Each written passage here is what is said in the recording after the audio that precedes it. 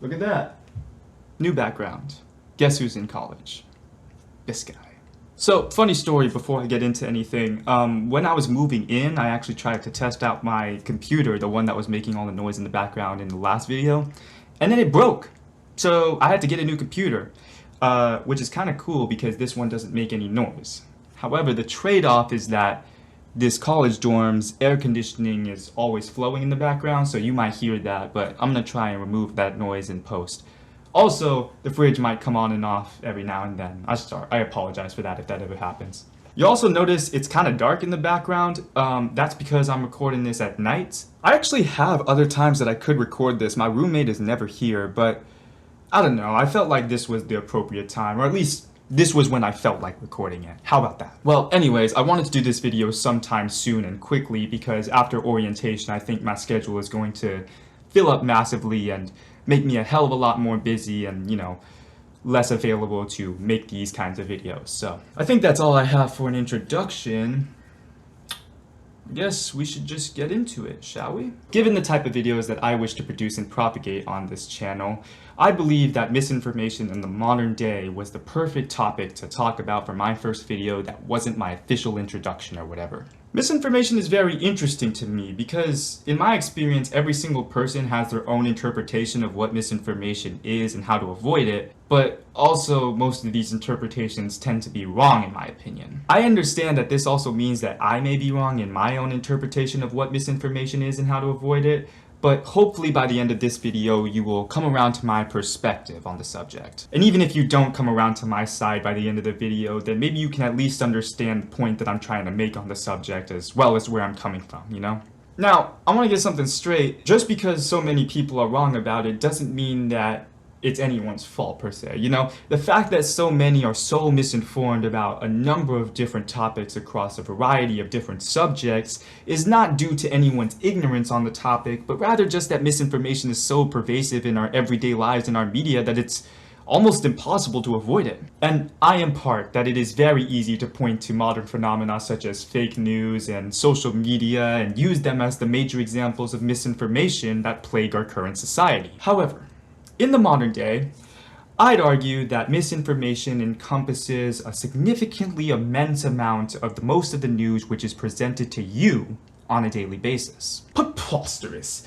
Is it my intent to suppose that the companies that which inform you of the current daily events could in reality be lying to you? Sorry for that voice, I don't know what the fuck that was. Let's take a step back.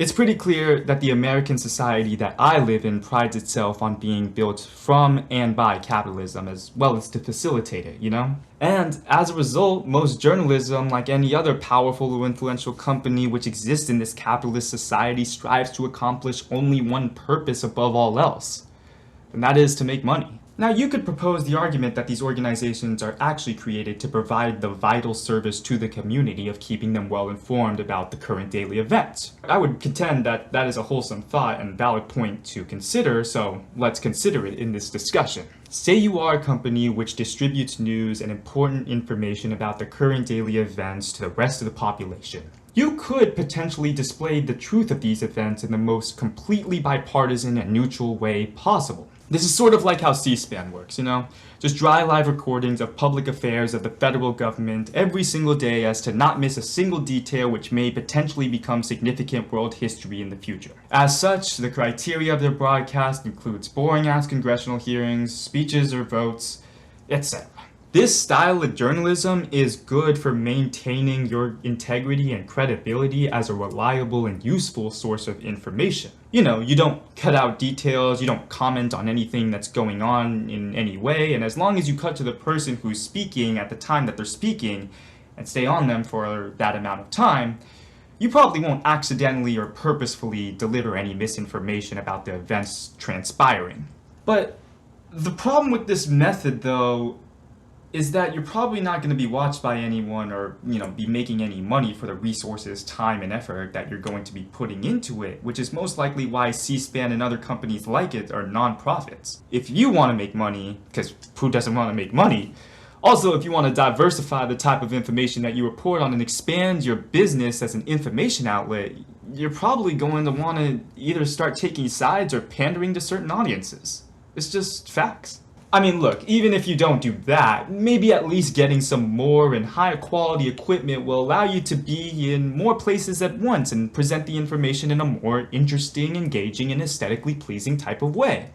If nothing else, the profits could at least be invested into diversifying your distribution means, you know? Streaming platforms, social medias, the rising popularity of live streams. It's a whole new world of constant, instant, and overwhelming information being delivered to us every single day. Why wouldn't you want to get in on it? So there's enough reason to justifiably want to profit off of the service that you're providing to the community. I mean, the freedom of press, it's in the Constitution. And, using the profits to further improve your ability to provide this service to the community? Well, there's something almost quite deeply patriotic about it. Thus, it is no secret and shouldn't even be explained that greed, power, influence, and political agendas have corrupted many news organizations and outlets and informational sources as a result. There is no such thing as unbiased news. And while companies like NPR, BBC, PBS, and a handful of other three-letter acronyms that strive to stay as unbiased as possible while delivering the most authentic and reliable information that they can, well, the same cannot be said for companies like Occupy Democrats or Breitbart.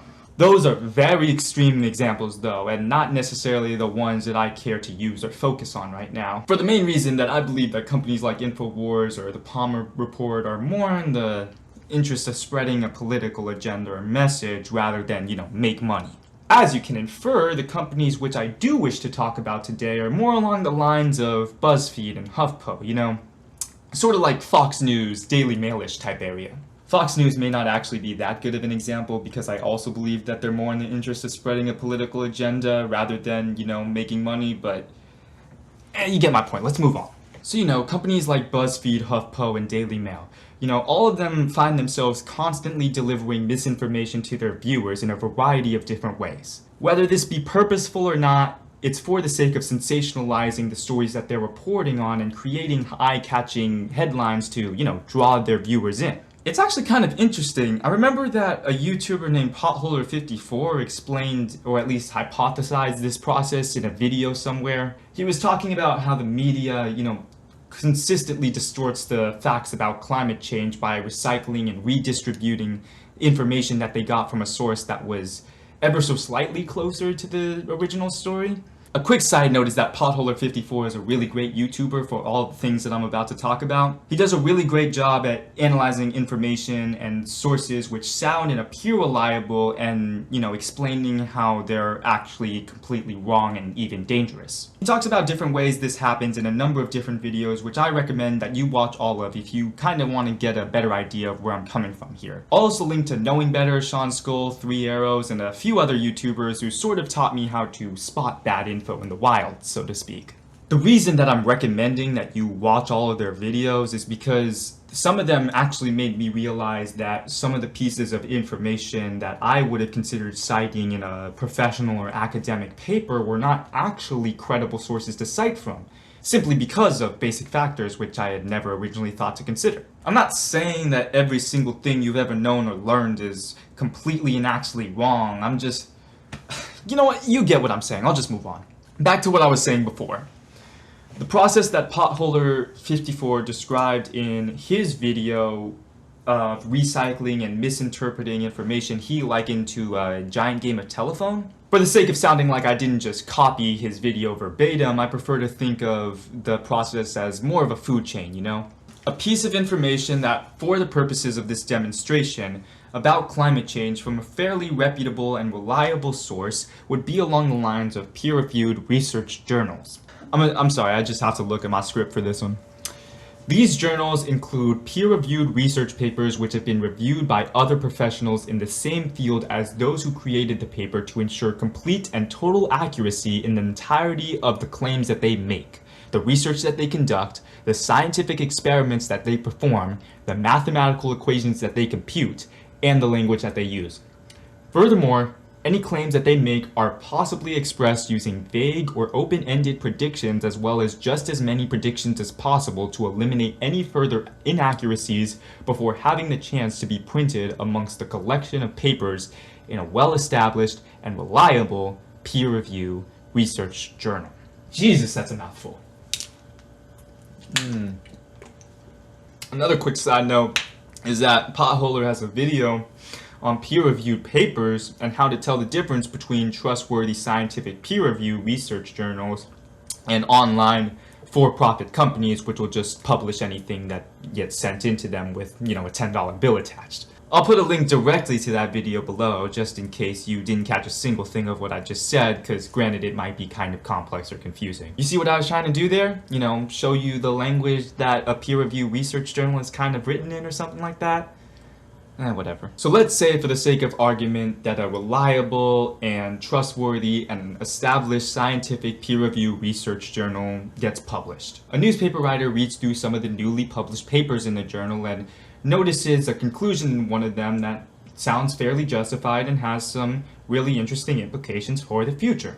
As a result, he decides to write an article about the story and submits it to his newspaper that he works for, the New York Times. I'm not saying that the New York Times is always correct or whatever, but let's just say for the sake of argument that the story is based off of the research paper well, and it gives a concise but still thorough analysis of what the scientists had finally concluded. It may make some ever so slightly hyperbolic statements about what the implications of the future might mean, and it also might gloss over some of the more scientific or mathematical mumbo jumbo that's too hard for the common man to just make sense of anyways, but that's just to, spice it up a little and keep the audience from falling asleep when reading it, right? Thus, what follows is that, like a food chain, another writer of a newspaper that is more sensational and slightly less reliable than the Times or the Wall Street Journal gobbles this story up and reproduces it with its own exaggerated claims and muddy details. This process repeats itself about 3 or 4 times. By the end of the chain, it becomes one of those nearly copy-pasted articles being reposted to Reddit in one of the more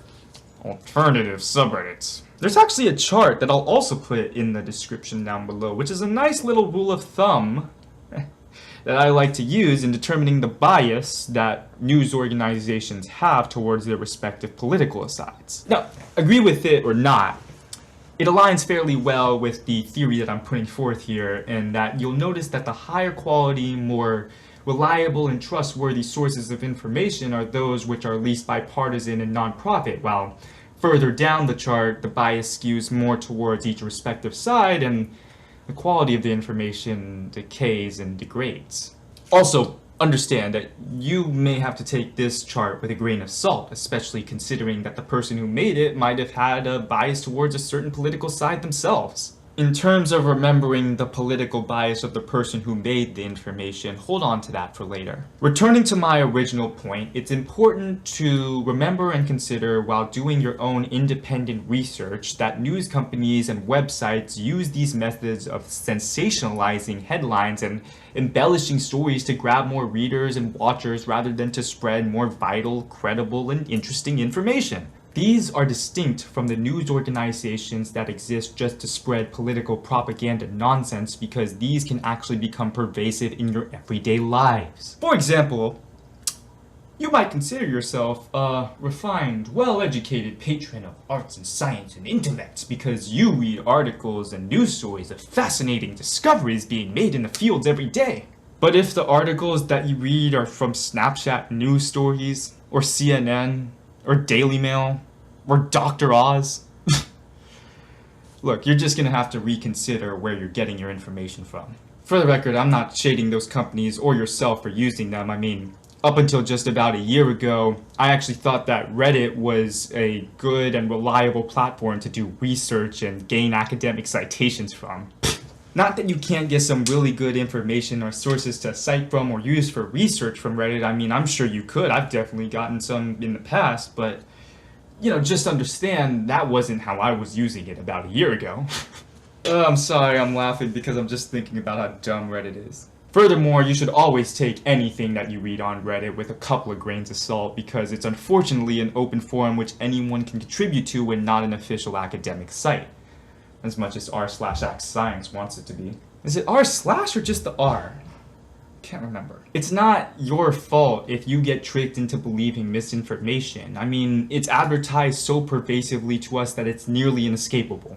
I can recount a personal experience where I was getting into longer, more informational videos, such as those of the YouTubers that I mentioned before, and a Vice documentary showed up in my recommended feed. I can't remember what it was now. It was probably like that moonshine one, the Ugandan moonshine one. I clicked on that one video, realized it wasn't what I wanted, and immediately clicked away. Yet for the next 2 to 3 weeks, every single video on my timeline was Vice documentaries. This is still happening, but with the freaking Joe Rogan podcast. I mean, I watched like the Bernie Sanders interview with Joe Rogan, and now my entire timeline is nothing but Joe Rogan clips and podcasts. I don't really like Joe Rogan that much. I just wanted to watch the video. Oh, never mind. I haven't even mentioned the fact that misinformation just exists in so many different forms, such as when a professional or pundit or politician or just a person of authority makes an exaggerated and ludicrous claim in an act of rhetoric for the audience that they're conveying to. Even if a supposed doctor shows up in a documentary that you're watching, rambling on about the subject that the documentary is focused on, you might consider that the man is a doctorate in the field that he's talking about and therefore the right person to go to when discussing the subject at hand. Thus, what I'm implying, of course, is that the opposite is rather the reality of the situation, and that the man that they brought on as a supposed doctor to speak on the newly conducted research on climate change may not actually be a doctorate in climatology at all. Rather, he's a doctor in political science or mathematics or something. The same applies to politicians who come onto the congressional floor claiming radical views and predictions on climate change or otherwise, in that they are just normal people like you or I who got their information from a source which you now have to find and verify for yourself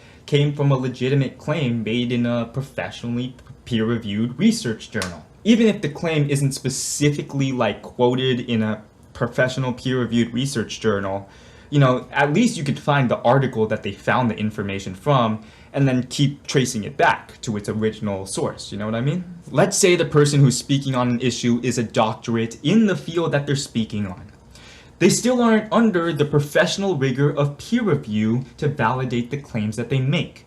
And as a result, some of the words that they blurt out on camera might be slightly less accurate than a scientific study which has undergone numerous drafts and re-edits the way that a peer-reviewed study would. Even if the doctor had personally authored a peer-reviewed paper which actually did get published in a well-established scientific research journal, who's to say that the claims that he makes on television interviews are exactly the same as those which were approved in the paper that he wrote most likely years before? I believe that what I just said is the reason why Robert Mueller didn't want to testify, and when finally pushed onto the congressional floor, 90% of his answers were either yes, no, or I refer you to the report. That was a terrible impression, Jesus Christ. I mean, if I wrote 700 pages on something as significant as the president's criminal actions, understanding fully well that the result of my words were going to literally influence the future of American history, politics, and the course of action that we, or at least Congress, is going to take next, I would also want to be just as exact and particular with every single word that I use as to not say anything which could potentially be construed as embellishment, hyperbole, or just plain false. Back to what I was saying though, this phenomena of reporters and journalists bringing on a professional in the field to speak on something is a common type of logical fallacy called an appeal to an authority, in which someone tries to claim that what they are saying is correct because they have an authority to speak on that subject. The appeal to authority, as well as the exaggeration of claims made by professionals in the field, are two of the many ways that misinformation is spread and can trick you into believing something radical or otherwise incorrect or misinformed.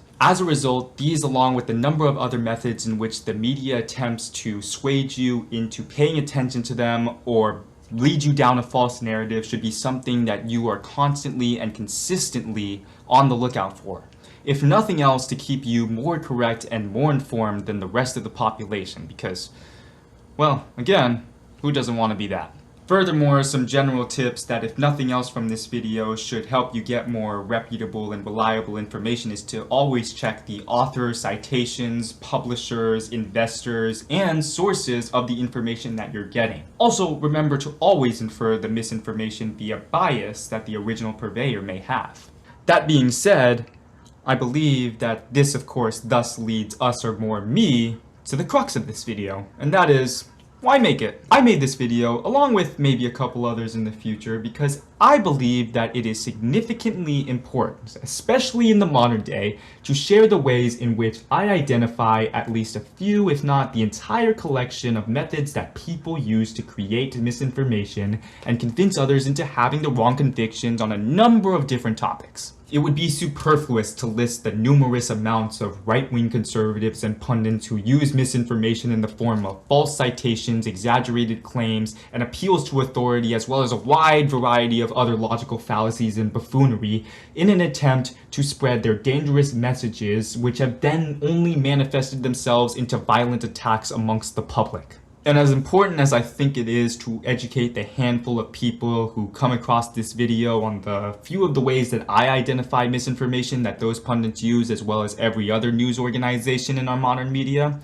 I also believe that it is important that I acknowledge that I may be wrong at times due to my encounters and exposures with more radical and biased sources of information which might have influenced my own political convictions. But using the methods that I have mentioned before, along with a variety of others, understand that I am doing my best to identify misinformation when I encounter it and avoid it as much as possible. Or at least I'll acknowledge it when I do cite it, as I have done earlier with the chart. Thus, this hopefully allows me to make justified and reasonable conclusions which are informed and well researched within the fields that I wish to speak of, relative to the positions that I have on, about, and regarding them. The reason I made this video then is to make you aware to the fact that even I might be spreading misinformation in future videos of mine. Unintentionally, of course. I mean, I don't believe I would ever want to spread misinformation purposefully. I hope. Regardless though, I expect at least one or two of the claims that I make in every single one of my videos to be wrong or unjustified in some way. Which is now why I call upon you, my audience, to tell me where I've been led astray. Any suggestions or comments that you may have on how you believe misinformation can be identified and avoided should be put in the comments below. And always remember that if misinformation should come up in one of my videos, whether purposefully or not, to tell me as well. Because just as I am trying to teach you something new, always feel free to teach me something new as well. So I think that's all I have to say for this video then. If I think of anything else that I want to say on the topic, then I'll just write it in a different script. My link to my Twitter will be down below too, where you can continue the conversation with me, as well as just in the comments. And also, please suggest what you think I should do next, better, or to improve on. I'm now in college, which means that my life may become a hell of a lot more hectic and busy as a result. But, you know, I'll continue to try and make these videos because I believe that what I do is truly important. And I'll get into that in a later video as well. But, you know, yeah, I think that's it. Still don't have a good outro for this yet.